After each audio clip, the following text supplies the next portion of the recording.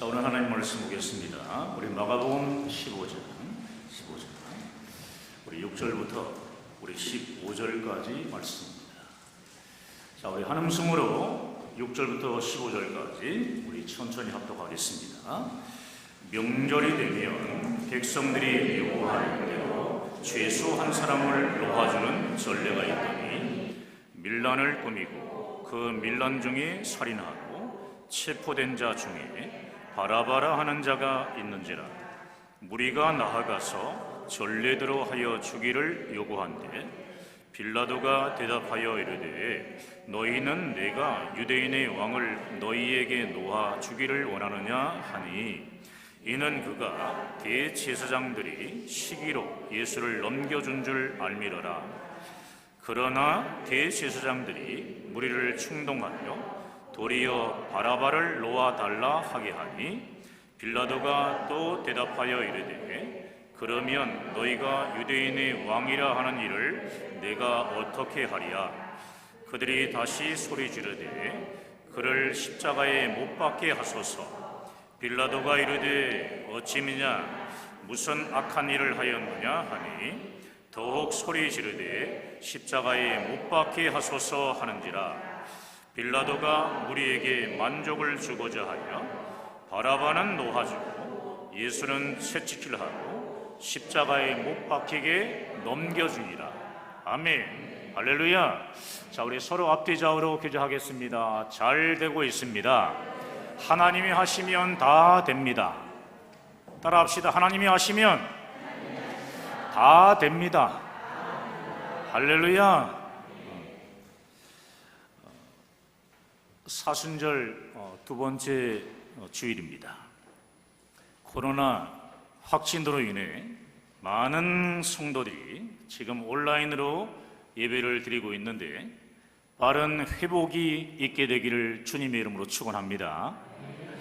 사랑하는 여러분, 오늘 이 본문을 보게 되면 예수님이 십자가에 못 박혀 죽으시는 십자가 사건에 한 가지 우리가 간과하기 쉬운 게 있습니다.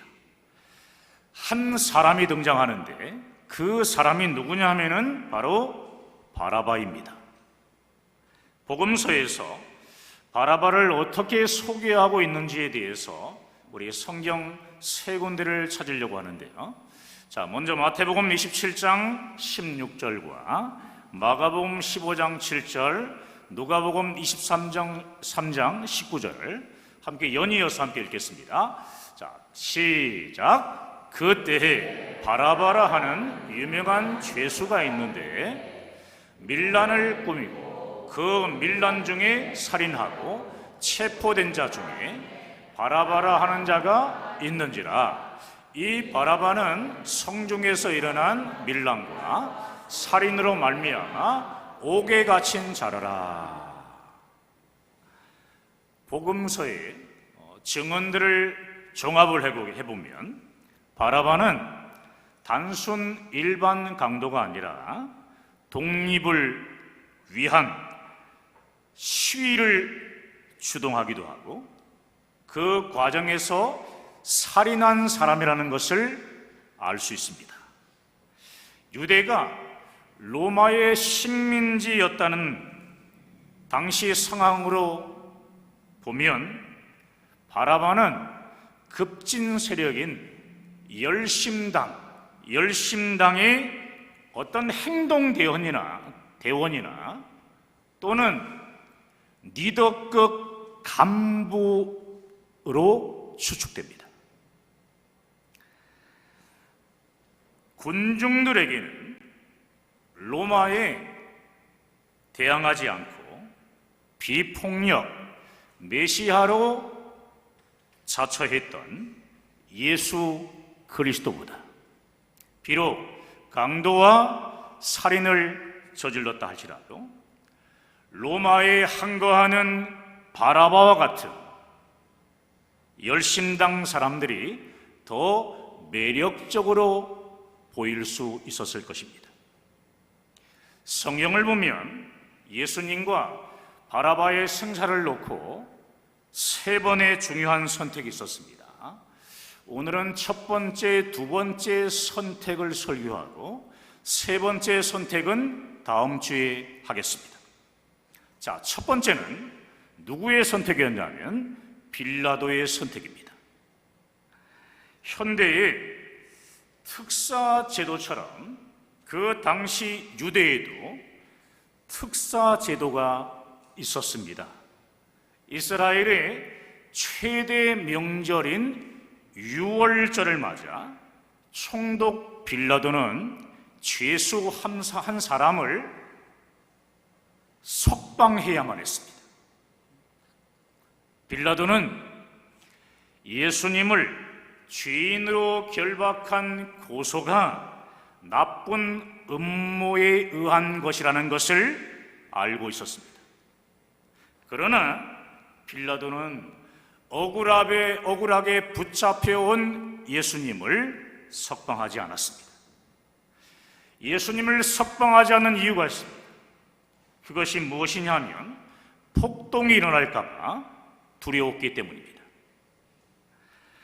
빌라도가 유대의 총독으로 부임한 후 이미 두 번의 폭동 사건이 일어났습니다. 그래서 또 다시 폭동이 일어나게 되면 자신의 정치적 생명이 끝날 수도 있는 상황이었습니다. 이러한 이유로 인해서 빌라도는 군중들이 원하는 바라바를 풀어주기로 선택합니다. 빌라도는 자신의 정치적 안정과 군중들의 폭동을 방지하기 위해서 바라바를 풀어주고 예수님을 십자가에 못 박는 잘못된 선택을 한 것입니다. 자신의 지위를 지키기 위해 잘못된 선택을 한 빌라도, 이 빌라도는 비난받아 마땅합니다. 그런데 오늘 우리 모두는 빌라도를 대놓고 비난할 수 없는 처지들입니다. 세상을 살아가는 우리들의 이 모습이 빌라도처럼 하나님의 뜻을 따르지 않고 자기 안에 있는 욕심과 명예심을 선택하며 살아가고 있기 때문입니다.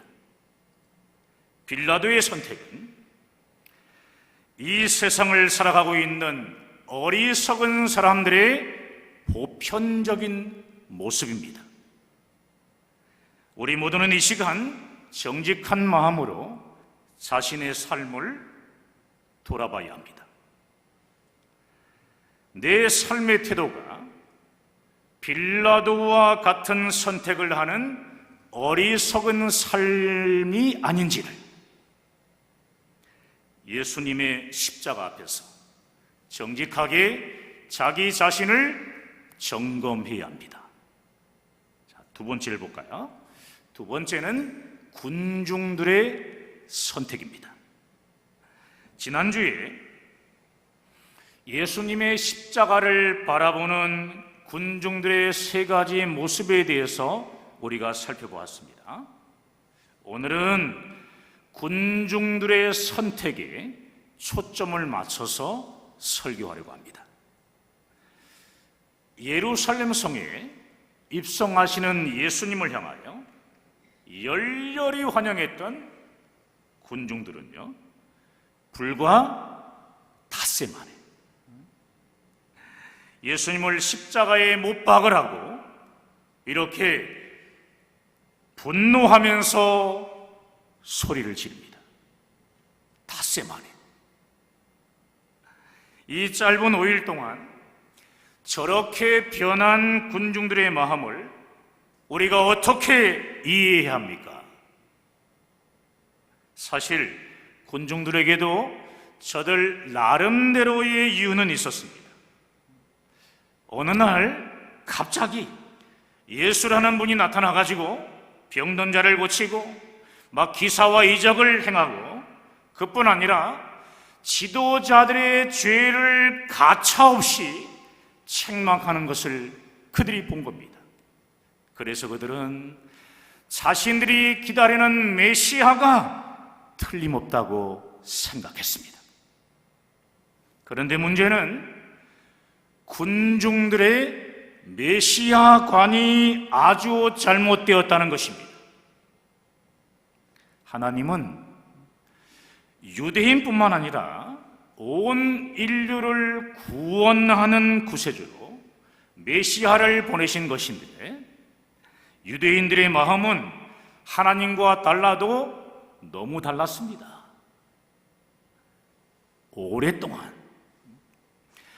제국들의 포로로 억눌려 지내며 약탈당하는 억울한 삶을 살았던 그들은 이스라엘을 다시 회복시켜주는 강력한 지도력을 가진 정치적인 메시아를 간절히 원했던 겁니다. 더구나 당시는 로마 제국의 지배하에 있었기 때문에 이러한 생각은 더욱 강했습니다. 자신들을 로마 제국의 압제에서 구원해줄 정치적인 메시아를 갈망하던 그때 예수님이 혜성처럼 등장하신 것입니다. 혜성처럼 나타나게 된 거예요. 이적과 기사를 행하시고 죽은 자를 살리시는 예수님을 보며 우리가 지금까지 기다리던 메시아가 틀림없구나 하며 군중들은 열렬히 환영했습니다. 이러한 그들의 생각이 잘 나타난 표현이 뭡니까? 바로 예수님의 예루살렘 입성 장면입니다. 호산나 다윗의 자손이여 라고 외치는 저들의 함성 속에는 과거 다윗왕 시대의 영화를 회복시켜 달라는 정치적인 강력한 요구가 있었던 것입니다. 로마 제국을 무너뜨리고 유대 민족을 독립시켜줄 정치적인 왕으로 군중들은 예수님을 열렬히 환영했던 겁니다. 그런데 며칠 돌아가는 것을 가만히 보니까 자신들의 기대와는 완전히 다르게 일이 진행되어집니다. 예수님은 자신들이 고대하며 기대하던 정치적인 메시아가 결코 아니었습니다. 예수님께서 붙잡히신 후에 군중들은 이제나 저제나 예수님의 활약에 대해서 어떻게 활약할 것인지에 대해 기대하고 있었습니다. 하지만 너무나 무력하고 힘없이 로마 병사들에게 질질 끌려다니며 매만 맞고 있는 겁니다. 로마 총독인 빌라도의 법정에까지 끌려가더니 그곳에서 한마디도 못한 채 처참하게 채찍질 당하고 침뱉음을 당하고 조롱과 수치를 당하고 있습니다. 그들의 기대하는 전혀 다른 메시아의 모습이었습니다. 아무런 힘없이 고통당하는 예수님을 바라보던 군중들은 크게 실망했고 그 실망감에 기름을 끼얹는 대제사장 무리의 충동질에 군중들은 분노하기 시작했습니다. 자칭 메시아라는 저 나약한 예수님보다 비록 살인자지만 로마에 항거하며 투쟁을 한 바라바가 더 좋게 보이며 마음에 들기 시작합니다. 그래서 결국 군중들은 예수님을 버리고 바라바를 선택합니다. 바라바를 풀어주고 예수님을 십자가에 못 박으라며 빌라도를 향해서 크게 소리를 지릅니다. 사랑하는 여러분, 군중들이 예수님을 가차없이 버리고 바라바를 선택한 이유는 자신들이 원하는 뜻과 목표가 이루어지지 않았기 때문입니다. 자신들이 원하는 목표와 자신들이 원하는 뜻이 이루어지지 않았어. 바라바를 선택하고 예수님을 십자가에 못 박으라고 분노하면서 소리친 것입니다.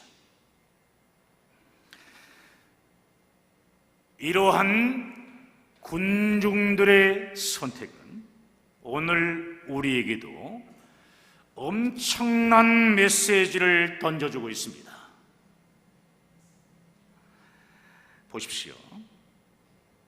하나님의 뜻 안에서 온 인류의 구원자로 이 땅에 오신 예수님을 바라보지 않고 내가 원하는 내 뜻과 내가 원하는 내 목표 안에서 예수님을 바라보면 우리도 저 군중들처럼 예수님을 십자가에 못 박으라는 잘못된 선택을 하게 된다는 말씀입니다. 오늘날 많은 그리스도인들이 신앙을 버리는 이유가 여기에 있습니다. 자신의 뜻과 자신의 목표가 이루어지지 않았기 때문입니다. 사랑하는 여러분, 교회를 다니며 신앙생활을 하는 이유가 우리의 죄를 대신하여 십자가를 지신 예수님의 구원의 은혜 때문입니까? 아니면 예수님으로 인해 얻을 수 있는 축복 때문입니까? 만약 축복 때문이라면 여러분은 지금 예수를 십자가에 못 박으라고 분노하며 또 소리치는 저 군중들과 똑같은 모습의 사람들인 것입니다. 여러분은 우리에게 영생의 구원을 주시는 예수님을 원하십니까? 아니면 예수님으로부터 오는 부귀영화를 원하십니까? 교회에 출석하는 이유가 단순히 마음의 평화를 위해서입니까? 질병에서 고침받기 위해서입니까? 자녀들이 잘 되기 위해서입니까? 여러분의 일이 잘 풀리고 승진하기 위해서입니까? 사업에 성공하기 위해서입니까? 만약 그렇다면 이런 사람들은 여전히 군중일 수밖에 없습니다. 왜냐하면 자신이 원하는 것이 이루어지지 않으면 예수는 별거 아니더라. 내가 믿어봤는데 예수는 별거 아니더라. 교회에 다녀봐야 아무 소용없다. 이렇게 말하면서 예수님이 아닌 바라바를 선택하는 성난 군중들이 되기 때문입니다. 사랑하는 여러분, 온전한 신앙생활은 무엇이냐면 오직 하나님의 나라와 하나님의 의를 구하는 것입니다. 하나님의 나라와 의가 무엇입니까? 마태복음 6장에 나와 있는 하나님의 나라와 의를 구하라고 했는데, 하나님의 나라와 의는 무엇이냐면 십자가의 대속으로 죄인을 구원하신 예수 그리스도를 말씀하는 것입니다. 그러므로 예수 그리스도를 믿음으로 영생의 구원을 받아 하나님의 자녀가 된 자들은 땅끝까지 이르러 십자가 복음을 증거하는 선교 사명을 감당하며 살아가야 합니다. 그리고 하나님이 찾으시는 기뻐하시고 즐거워하시는 거룩한 예배를 우리가 드려야 합니다. 그래서 우리 교회 비전이자 또 사명이 뭐냐면은 우리 현수막에 붙여져 있잖아요. 동아시아 선교 사명. 그리고 찬양 회복을 통해서 예배를 회복하는 사명.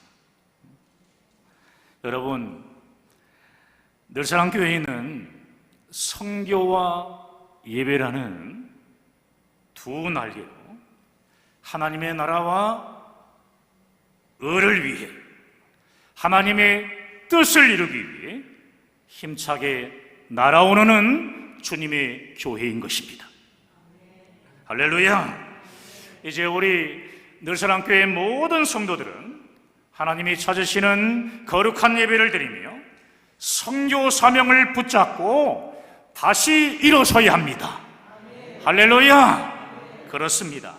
지금 코로나 때문에 선교의 문이 많이 닫혀진 상황입니다.